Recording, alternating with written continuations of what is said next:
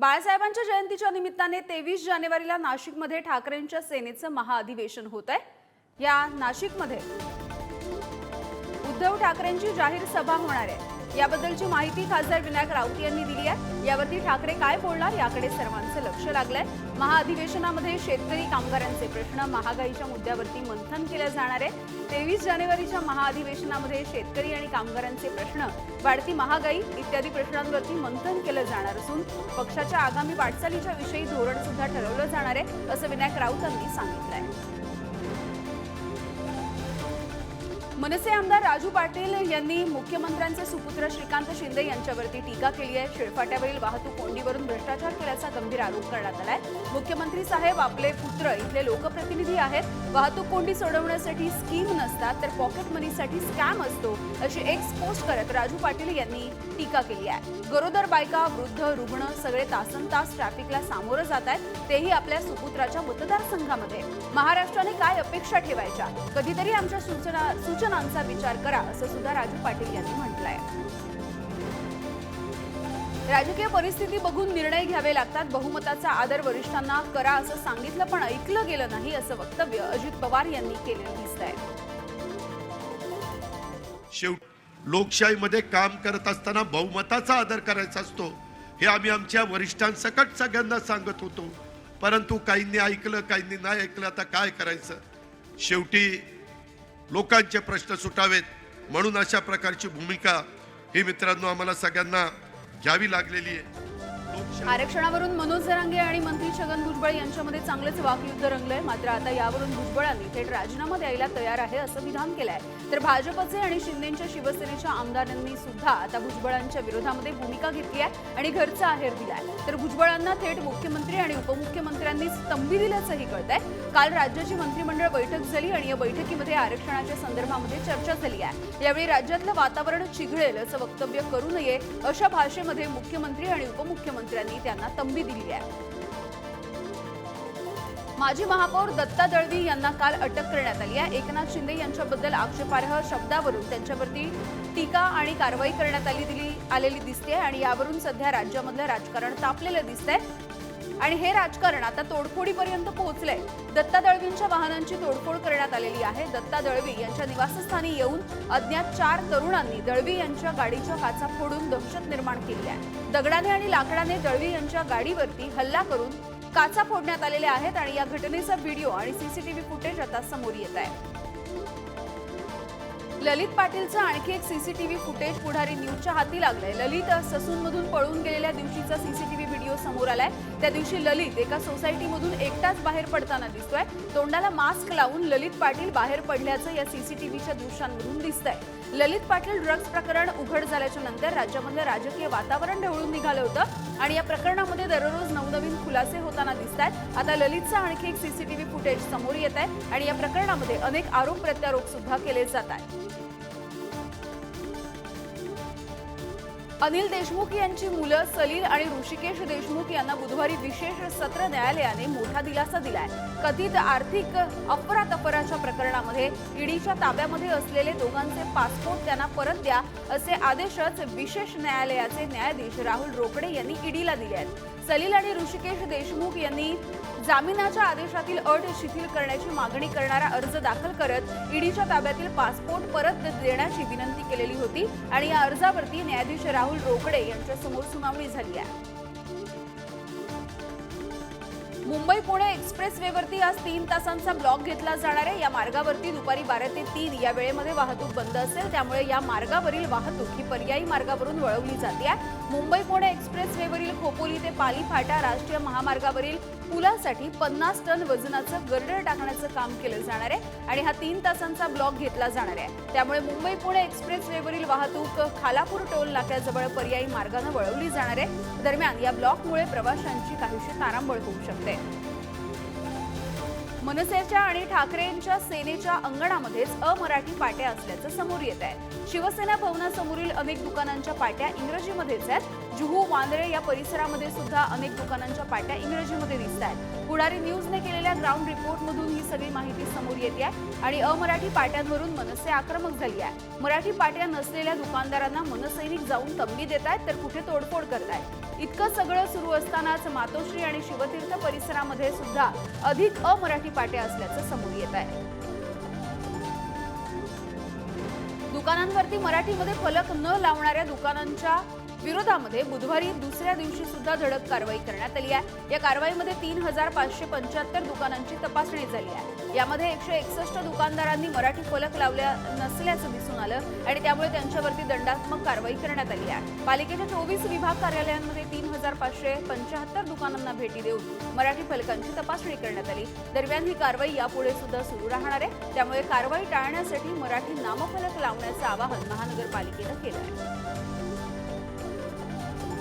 1 डिसेंबरला मनोज जरांगे पाटील यांची जालन्यामध्ये अतिविराट सभा होणार आहे. या सभेला जालन्यामधून लाखो समाज बांधव दाखल होणार असल्यामुळे वाहतूक कोंडी निर्माण होऊन विद्यार्थी आणि पालकांना अडचणी निर्माण होऊ शकतात. यामुळे कुणाचीही गैरसोय होऊ नये म्हणून 1 डिसेंबरला जालना जिल्ह्यातील सर्व शाळांना सुट्टी जाहीर करावी अशी मागणी मराठा क्रांती मोर्चानं जालना जिल्हाधिकारी डॉक्टर श्रीकृष्ण पांचाळ, जालना जिल्हा परिषदेचे मुख्य कार्यकारी अधिकारी आणि शिक्षण अधिकारी यांच्याकडे केली आहे. तसं निवेदन मराठा क्रांती मोर्चानं दिल्याचं कळत आहे. जालना शहरातील नवीन मोंढा या भागामध्ये पांजरपोळ मैदानावरती 1 डिसेंबरला मराठा आरक्षणाच्या संदर्भात मनोज जरांगे पाटील यांची विराट सभा होती आहे. याच पार्श्वभूमीवरती जालना जिल्ह्यामध्ये कायदा आणि सुव्यवस्था अबाधित राहावी म्हणून जिल्हाधिकाऱ्यांनी सर्व प्रकारच्या देशी आणि विदेशी मद्य विक्रीची दुकानं आज आणि उद्या पूर्णपणे बंद ठेवण्याचे आदेश दिले आहेत. या आदेशाचं उल्लंघन करणाऱ्या दारू विक्रेत्यांवरती कडक कारवाई होईल असा इशारा सुद्धा जिल्हाधिकाऱ्यांनी दिलाय. सभेच्या पार्श्वभूमीवरती प्रशासनानं ही खबरदारी घेतली आहे. काँग्रेस नेते राज्यातील अवकाळीमुळे झालेल्या नुकसानीची पाहणी करणार आहेत. काँग्रेसचे 34 नेते हे 34 जिल्ह्यांमध्ये जाऊन शेतकऱ्यांच्या बांधावरती जाऊन पाहणी करतील. नाशिकमध्ये बाळासाहेब थोरात, नांदेडमध्ये अशोक चव्हाण, नागपूरमध्ये विजय वडेट्टीवार, पुण्यामध्ये पृथ्वीराज चव्हाण, अकोल्यामध्ये यशोमती ठाकूर या पाहणी करतील. नुकसानग्रस्त शेतकऱ्यांना भरीव मदतीची मागणी काँग्रेसनं केली आहे. अवकाळी पावसामुळे राज्यामध्ये शेतीचं मोठं नुकसान झालंय. त्यामुळे शेतकरी सध्या संकटात आलाय आणि याच पार्श्वभूमीवरती काँग्रेसचे नेते शेतकऱ्यांच्या बांधावरती जात आहेत. रायगडमधील कुंडलिका नदीचा श्वास कोंडलाय. वाढत्या प्रदूषणाच्या विरोधामध्ये आता पर्यावरण प्रेमी एकवटलेले दिसतात.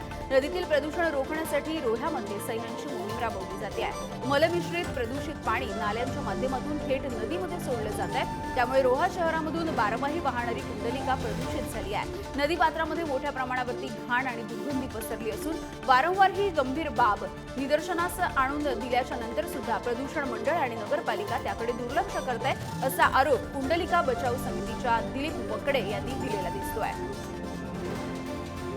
पुढील 48 तासांमध्ये मराठवाडा, विदर्भ, कोकण आणि पश्चिम महाराष्ट्राच्या काही भागांमध्ये मुसळधार पावसाचा इशारा हवामान खात्याने दिलाय.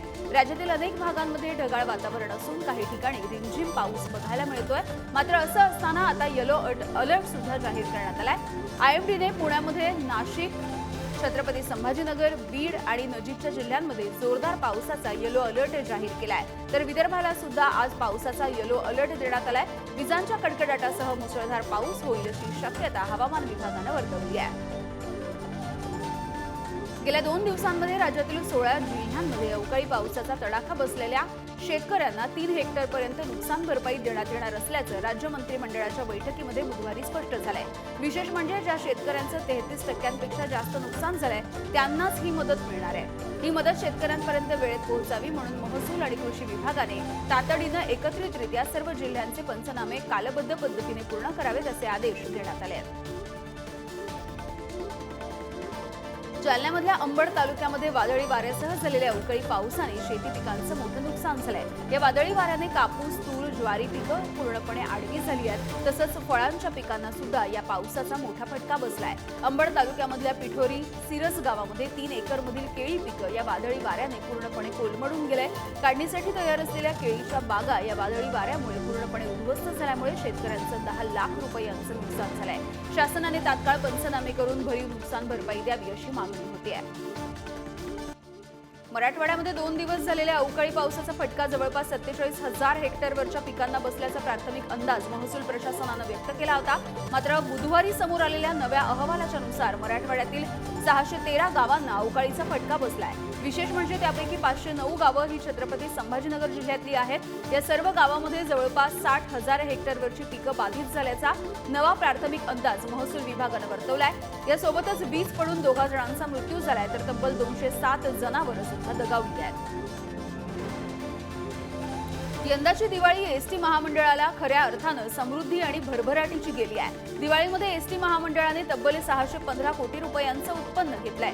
यंदा सुमारे 8 कोटी 4 लाख प्रवाशांनी प्रवास केलाय। एसटीने नियमित गाड्यांसोबतच अतिरिक्त गाड्या चालवण्याचं नियोजन केलं होतं। दिवाळीच्या दिवसातील गर्दी एसटीकडे वळवण्यासाठी आणि उत्पन्न वाढीसाठी महामंडळाने 8 ते 27 नोव्हेंबरच्या दरम्यान हंगामी 10% वाढ सुद्धा केली होती। तर राज्य सरकारने सुरू केलेल्या महिला सन्मान योजना, ज्येष्ठ नागरिक योजना आणि अमृत योजना यामुळे एसटीला प्रवाशांची चांगलीच पसंती मिळते आहे। तृतीयपंथीयांसाठी आरक्षणाचे आदेश देणं शक्य नाही असं स्पष्टीकरण महाराष्ट्र प्रशासकीय न्यायाधिकरण म्हणजेच मॅटने दिलंय। तृतीयपंथीयांचं स्वतंत्र अस्तित्व मान्य करणं हे पुरेसं नाही तर तृतीयपंथीयांना मुख्य प्रवाहामध्ये आणण्यासाठी उपाययोजना करणं गरजेचं असल्याचं सुद्धा मॅटनं म्हटलंय। पोलीस हवालदार आणि तलाठी पदासाठी अर्ज करणाऱ्या 3 तृतीयपंथीयांनी केलेल्या अर्जावरती निवृत्त न्यायमूर्ती मृदुला भाटकर आणि सदस्य मेधा गाडगीळ यांच्या खंडपीठानं हा महत्त्वाचा निर्णय दिलाय। तेलंगणा विधानसभा निवडणुकीसाठी आज मतदान होत आहे। 119 जागांवरती 2290 उमेदवारांचं भवितव्य आज मतपेटीमध्ये बंद होणार आहे। राज्यभरामध्ये 35,655 मतदार केंद्रांची स्थापना करण्यात आली आहे। यामध्ये एकूण 3.26 कोटी मतदार हे नोंदणीकृत आहेत तर नक्षल प्रभावित भागामध्ये 13 मतदारसंघांमध्ये दुपारी 4 पर्यंतच्या वेळेमध्ये मतदान होणार आहे। केसीआर, काँग्रेस आणि भाजपची प्रतिष्ठा या निवडणुकीमध्ये पणाला लागली आहे। मुख्यमंत्री के चंद्रशेखर राव गेली 2 टर्म हे मुख्यमंत्री आहेत। त्यांची हॅट्रिक होतं किंवा नाही याबद्दलची सुद्धा उत्सुकता आहे। केसीआर यांचा भारत राष्ट्र समिती आणि काँग्रेसमध्ये दुरंगी लढत बघायला मिळते। गौतम अदानी पुन्हा श्रीमंतांच्या यादीमध्ये आलेले आहेत। ब्लूमबर्गने जाहीर केलेल्या आकडेवारीच्या नुसार उद्योगपती गौतम अदानी पुन्हा एकदा जगातील सर्वाधिक श्रीमंतांच्या 20 जणांच्या यादीमध्ये सामील झाले आहेत। 66.7 अब्ज डॉलर्सच्या संपत्तीसह अदानी या यादीमध्ये 19व्या स्थानी आहेत। मागच्या वर्षी अदानी यांनी या यादीमध्ये 2ऱ्या स्थानापर्यंत झेप घेतली होती, परंतु हिंडेनबर्ग रिसर्च रिपोर्ट हा समोर आल्याच्या नंतर अदानी समूहाच्या समभागांची पडझड झाली आणि याचा फटका बसल्यानंतर अदानी हे श्रीमंतांच्या यादीमधून बाहेर पडले होते। रिलायन्स इंडस्ट्रीजचे चेअरमन मुकेश अंबानी या यादीमध्ये 13व्या स्थानी दिसत आहेत।